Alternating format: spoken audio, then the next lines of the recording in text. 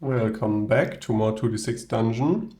Last time we've had quite the fight on our hands. Let's see if this time it'll continue in that way or there might be a bit more exploration without fighting. I'm not sure. I just recorded the previous episode, so I haven't filled in these rooms yet, but we'll have to deal for now. So what we were just about to do is look for a lever to hopefully open these portcullises and then continue onwards. And also I was thinking I might look for an exit. Although we've just used our healing potion, so going to town now isn't really that valuable to us. I think it makes more sense to do maybe 2 or 3 rooms, and if we're low on HP, we'll look for an exit, go to town, and heal up and sell any items we have. I would ideally like to get some more gold, but because again, I think with 19 gold coins we can't buy that much good equipment, considering these bracers cost 26 last time. So let's keep that in mind as a plan and look for a lever. So we roll on the portcullis lever table, just 2d6. That's a 10. The lever has gone, but the mechanism is exposed. You could open it with a precision check. PC 9 in parentheses 1. Ooh, so now we need precision. Now that means, I believe, that we have one attempt and have to hit a 9.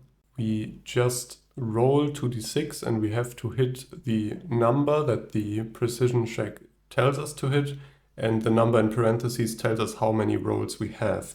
And we add our precision modifier, and now I'm not sure if we want to drink one of our fidelity potions. I think at least one could be good. There's still a bit of level to go through, so it might even come in handy a second time. So what was the number we have to hit with a precision check? 9. Yeah, let's do it. Let's drink a potion of fidelity, one of them. Now it's fun to use these, but I don't like that we're burning through our consumable resources here so quickly. But maybe we'll find some more, make some room. Also, we just found the fidelity potion here. So I think I'll... how do I mark this? I'll put a 2 in parentheses here, so we've got 2 for this floor. Let's roll 2d6 and hope for at least a 7, so we can get up to 9. Yeah, so that's a 9 by itself, so we've rolled an 11 with our precision, which means we open the portcullises and says nothing else here. So let's continue to the left, I think. That's a 2 by 1 corridor, and this time I won't make the same mistake of forgetting to roll for doors. I think on some of the next floors I want to start making these rooms funny shapes. Still within the size we roll, but make them like rounded and give them like little alcoves or something, just to make it look a bit more distinct, so every level doesn't look the same. So this has just got archways. Let's go straight through to the left. That's another corridor, 3 by 1 this time, with another 3 doors. So seems like we've come across a hotel floor here or something. A hotel hallway with lots of doors leading off from it. Let's now go down from here, downwards. That's a 6 by 4. I hope there's not too much noise in the background. The birds outside of my window are chirping up a storm, but I think it's kind of nice. I just hope that it doesn't come through on video in the background. So that's a door, and let's roll. A 5 and a 2. That is a monument. Not unique, it's got curtains, which is a squiggly line. A wall monument showing a relief of a god rising up beneath is a recess to place items. Roll on GOT1 to establish the god. A correctly placed offering will gain you 1 favor point. Okay, so just an altar or monument. A Radakina. Oh, I think that's the one I was hoping for, right? The one that likes dried seeds and so on. I think so. Okay, so monument to Radakina offering. Let's have a quick look, just double check. Yeah, so she likes seeds, roots, mushrooms, vegetables, acorns, or pearls. Wait, didn't we? We have 3 high quality pearls. I don't know what else we can do with pearls, but she loves those. So if we offer a pearl, we'll get 3 favor points. The one that you normally get plus 2 extra ones. And I think I'll do that to get the favor up there. And because we have 3 pearls, we rolled lucky earlier. Let's give 1 to her.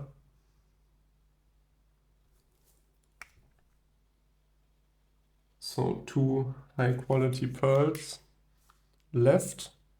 And that'll give us 3 favor points. And that's the offering done. Okay, quick room. Let's peek through the curtain. A 1x5, lots of corridors. So how does that work? Let's put that going like this. And roll for doors. It's got a single door leading off from it. So because these 2 are meeting here and there isn't really space for another room, because if I put the door here, it'll be door to door. I just elongate the corridor like that and connect it, just so it looks nicer. Doesn't really make a difference. Let's continue through this archway to the right. That's a 2x4, which we will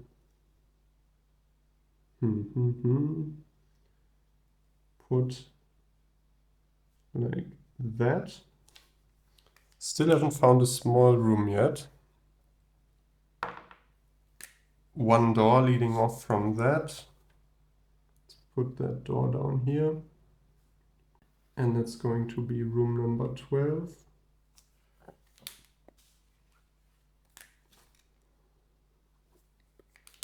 Which will be a 4 and a 3, a kitchen.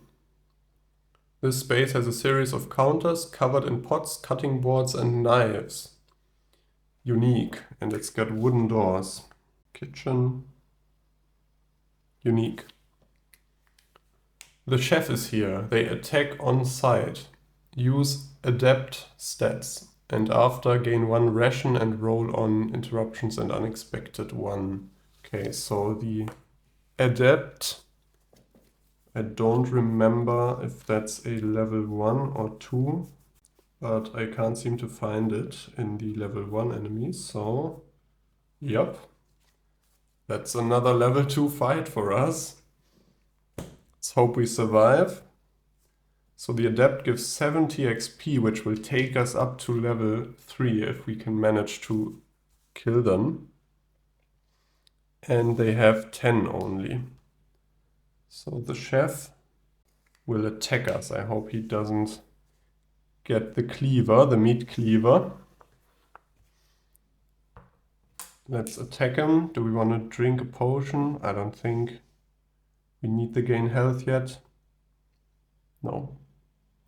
Unconfident. Let's have a look at the interrupts first.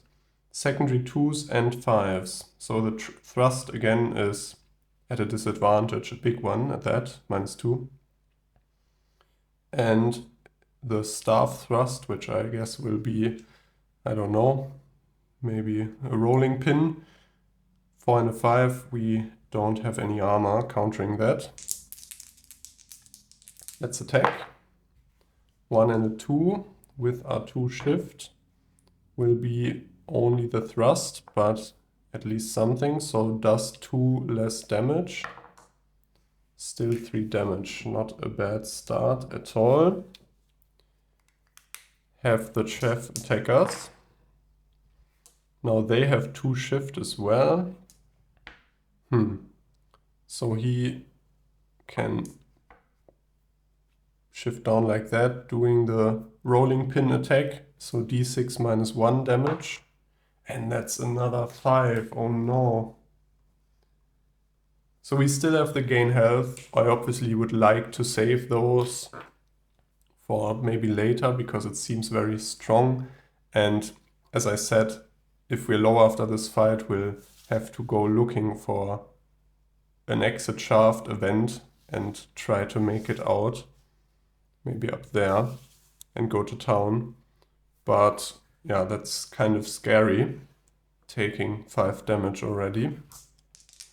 Let's attack again. 3 and a 1.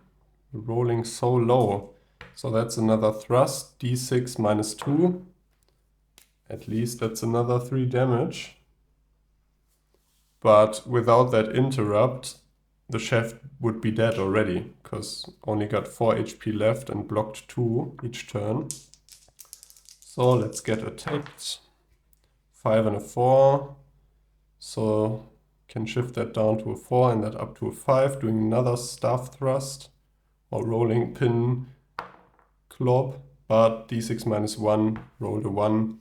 Whew. Okay, so if we had taken another 5 damage there, I might have considered drinking that potion soon. So round 3, let's hope for a heavy slash now. That seems just off. I think we just missed the heavy slash there. And can't do anything about it, can we? No. Annoying. So let's get attacked ourselves. Double 3 with the 2 shift. That's at least a miss. Yep. Round 4. Now let's hope for a heavy slash with our extra point of shift there. Not a heavy slash, I think. But another thrust. So again, d6 -2 because of the interrupt. That's nothing. 0. So let's get attacked ourselves. 5 and a 2. That's at least out of reach. The chef has 3 shift at the moment, but putting this down to a 4 would take 1, and then, yeah, so he can't use that.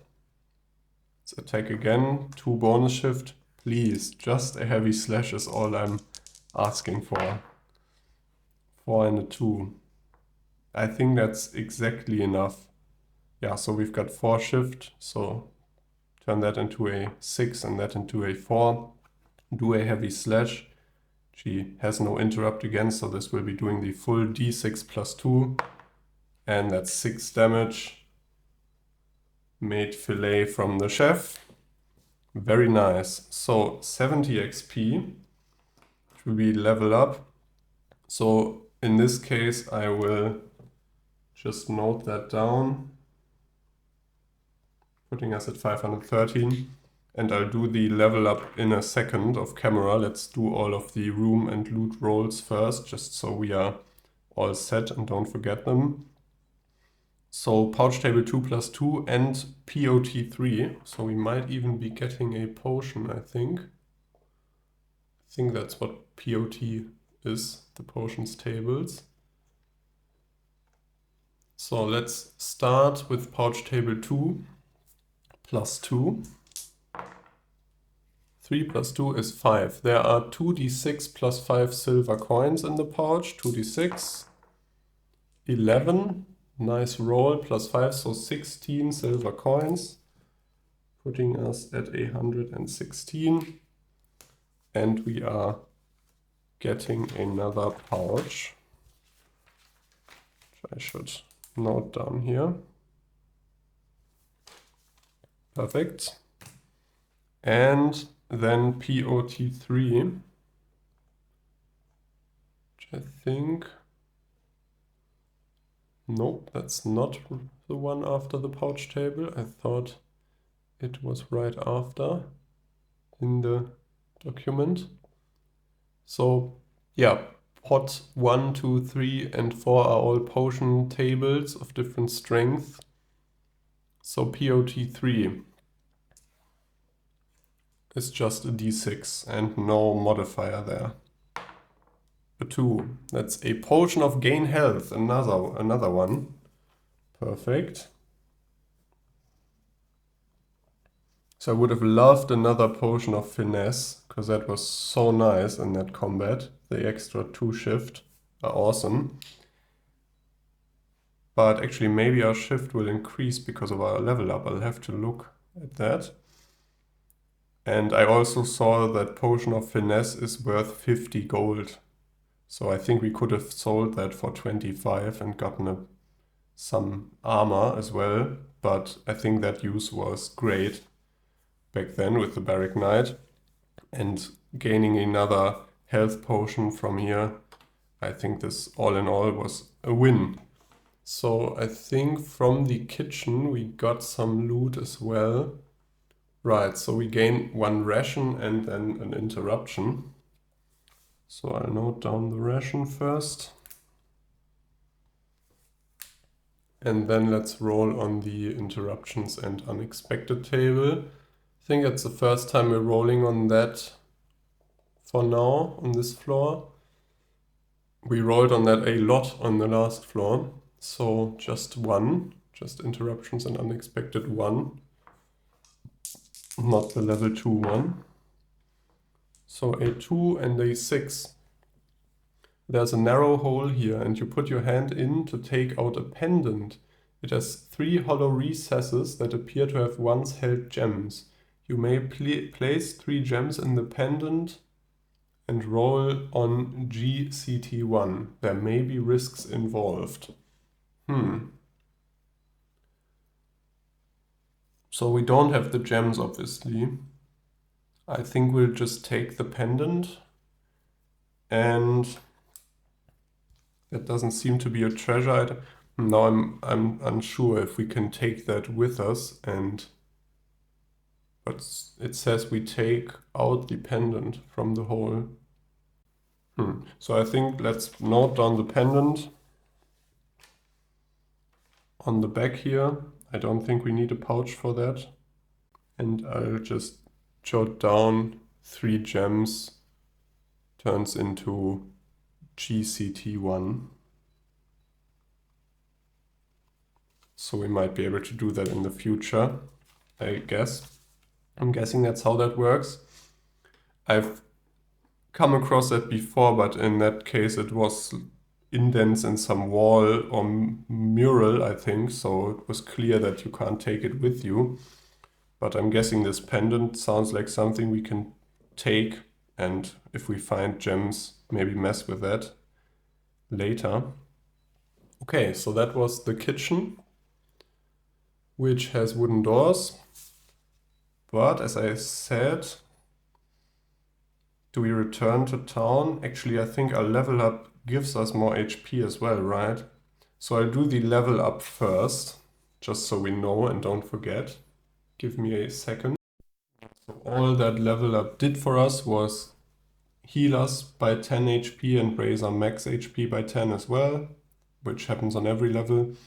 And we may exchange one of our maneuvers for another one, but still just level 1 maneuvers. So the maneuver levels don't range from 1 to 10, like the character level. They only range from 1 to 3.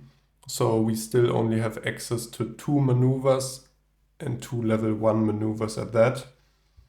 So I think once we reach level 4, we can actually start using level 2 maneuvers, which I'm excited for.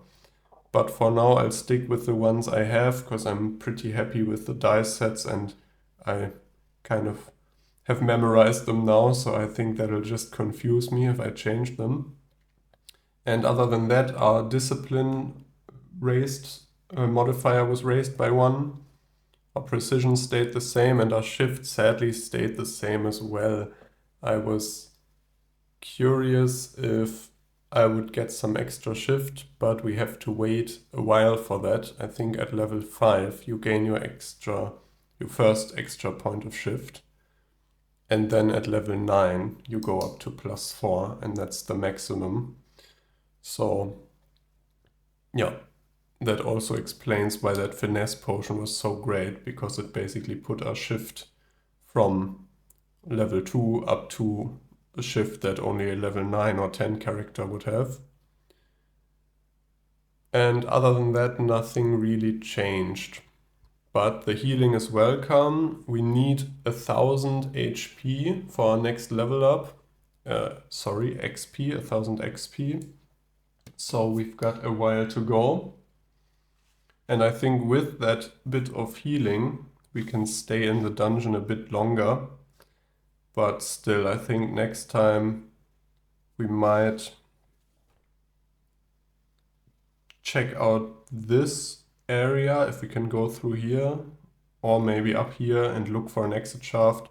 Because again, last time I did it somewhat incorrectly, so this time I want to exit the dungeon during the level and then return and continue to look for the final room. So that might be next episode.